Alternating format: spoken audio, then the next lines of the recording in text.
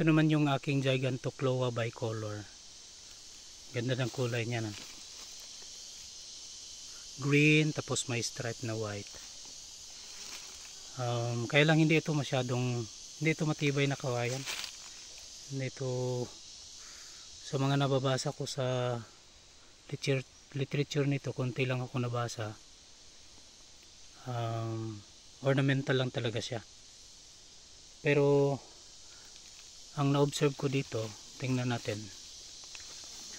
Yan o. Diyan ako nag-umpisa magtanim. Diyan banda. Tapos ang dami na niya. Mga 2 or 3 years ito. Dami na. So may bato pa sa gitna. Oh. Tapos may lumabas pa dito. No? Kahit may bato. Lumabas pa siya talaga.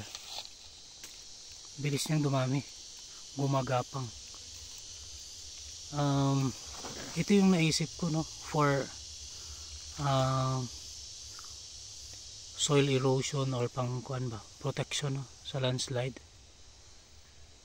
Ito yung naisipan ko na magandang ilagay, no, kapag sa area na prone to landslide ganyan. Kasi talagang hinahawakan niya yung lupa. Oh, tingnan natin, oh. Yan.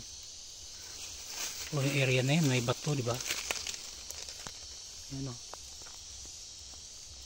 Lumabas pa siya galing sa ilalim ng bato. Wow. Kapag ito'y nakalagay sa medyo exposed sa sun, ito kasi medyo shaded ito na area eh. Kaya hindi masyadong lumabas yung kulay niya.